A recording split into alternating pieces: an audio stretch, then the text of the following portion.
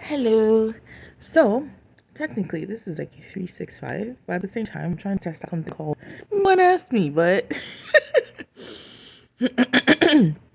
And so, I guess whenever I'm talking about big topics that might rile people up and no one asked me, I'm going to say, no one asked me. So, basically, you don't have to listen to this. You don't have to care about my opinion because it's just me sharing my opinion into the world, and I might have absolutely no idea what I'm talking about. This is Ngosiitis, but I figured that I want to say it because it wants to come out because this is how I think, and I don't want to be harassing the people around me with the way I think. So I'm going to harass you instead. So what is it today that I'm thinking about? I'm thinking about the world and whose agenda it is. Again, I am really thinking about going back to school and studying history and politics because I think that my basically to give you background, my undergrad is in media production, my master's is in education. But I feel like history and politics are the beginning and the cause, the beginning, the crux. I don't even know what the word is of all things and how, because I'm like, how did we get here? Whose agenda is this? And I feel like I could just be studying history on my own, many histories, and I kind of want a structured history, and I want someone to ask questions, like a professor, somebody like classmates to ask questions and find out how people think. Because again, I'm like, whose agenda is this? Whose life are we living? Whose construct? Because the world is made by intention, right? And so I'm like, whose intention is this for people to live like this in a world that is trying to kill us because it's poisoned? We poisoned it. We didn't care about the nature. Why didn't we care about the nature? Because, okay, let me start from my own layman's perspective right now. And I don't know much, and I don't want to seem like I'm blaming people, but I'm like, is this what Europeans really wanted for the world? They wanted a world like this? Really? Because in my head, this is the world that Europeans built. And I'm not talking about today's Europeans. No, I'm talking about the Europeans from the 15 and 40, well, I guess the 13, 14, 15, and 1600s, one that went around and did a lot of things and killed a lot of people and took over a lot of places and started a lot of industry. Those ones. I'm like, I don't think they knew at that time that, yeah, there's many things they do not know. And just like us, there's many things we don't know. So again, I'm not blaming anybody. It's just, I don't think they knew when they started all those things that they would bring so much hate into the world. Like, there was enough hate already, but they brought even more, right? And the funny thing is that I always say this, like, I feel like they brought the hate that they experienced into the world. So we all come from, like, I come from a country where you finish eating a mango and you throw it somewhere, come back 3 years, that mango you threw has become a mango tree, giving other people mango. That's just the way our land is. It's so it's easy to love that land and say, oh my gosh, you give us. It's easy. But if you come from a land that is cold and barren and you have to cut the ice to get fish, and you have to somehow you know that if you live fish in life for 2 weeks, it's still edible. I'm like, what the snap has happened to you? What has gone on in your life that you know things like this? So yeah, I kind of understand that a lot of the land before was not respected, not because of anything, but because their land technically tried to kill them. And you're like, huh? But then I feel like, you know how if something is your reality and something is the way you live, when you go out, what's transplants, right? You make the rest of anywhere else you go into that thing. And so sometimes that's how I feel. I feel like they went into the world and made the world just like their land that tried to kill them. Instead of going into the world and understanding, oh my God, this is different. This is not like my land that's trying to kill me. This is actually land that is giving life. Let me leave it like that. No, no, no. I said, this land is giving life. Let's make it not do that.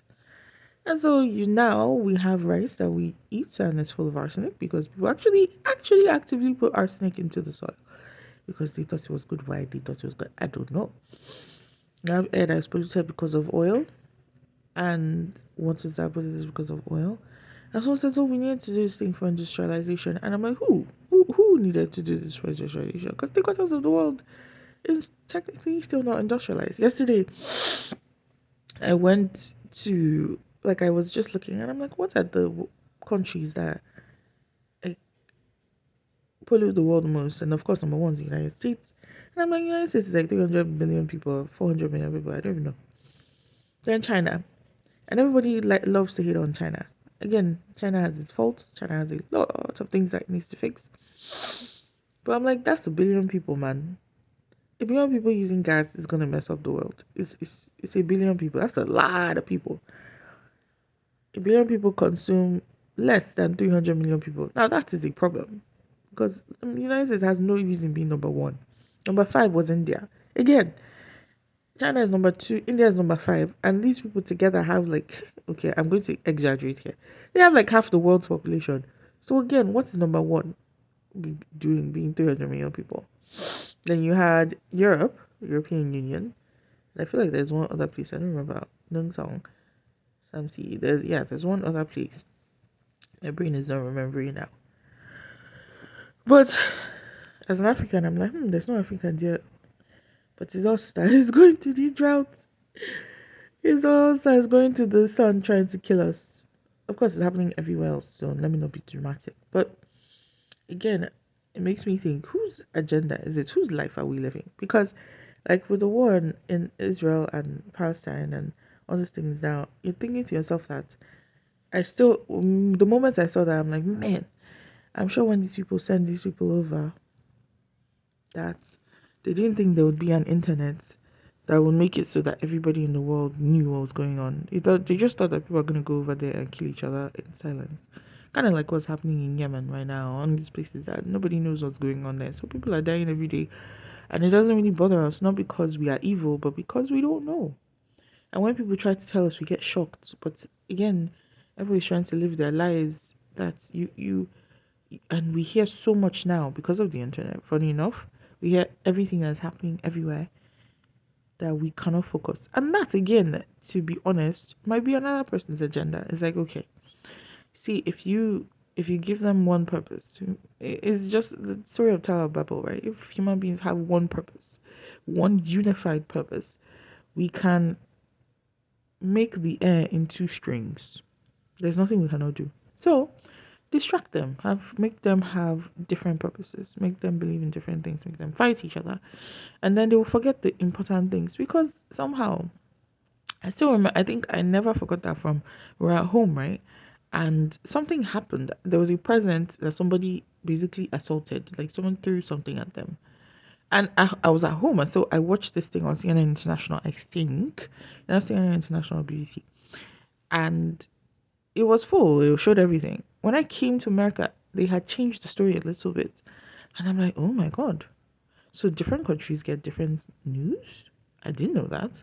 And again, it's like, oh, whose agenda is this?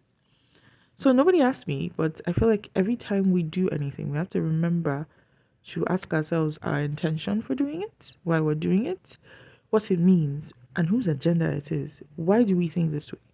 There's nobody just comes out of their mother's womb saying, I hate Jews or I do this or I'm like, man, when I hear the story, like, okay, so I'm Christian too. When people say they hate Jews because the Jews killed Jesus, I'm like, but Jesus is a Jew. So basically, if Jesus came today, you would kill him too because you hate Jews. What are you talking about? But that's why, oh, I hate Jews because they take over everything. They try to have all the money. That's what people say. I'm evil. That's what people say about evil people too. But people only do that because within themselves the richer you are, the more people respect you. Honestly, that's just how it will be like. So we're trying to compete within ourselves. It has nothing to do with you. I don't know how if that's how Jews are. I have no idea. But my thing is just judging from that, I'm like, maybe they're just doing it for their own joy and happiness. What is your own? Go and do the world is free. In my language, they say, the world is big enough to fit all of us. So instead of staying there and saying, oh my gosh, like that idea that if one person grows, it means somebody else is dying. It's such a European thing. It drives me crazy. Like the world is big enough. There is enough. And again, I still go think it goes back to that land. Like there's not enough resources. There's not enough land. No, there's not enough. There's not enough. And it's so. I feel like it's so in the DNA that again, one thing I love about Europeans, past and future and current, is that I think they're the most amazing users of resources. Just because of that, resources are not enough is in their DNA. For us, we think resources are there every day because of what I told you about the mango. And so we don't even know, we don't even notice when it's finishing. So our story is who moved my cheese? So again, it's like whose agenda is it? Whose idea of life are we living? And again, I might be off, completely off, and that's why I call this Nobody Asked Me. It's just how I see the world. I was gonna call it hist, which is what I think I called it before when I was younger. It is hist how I see the world, but it's also kind of nobody asked me. I just wonder about it every day. I really wonder about it every day. Okay, I'm done. Bye.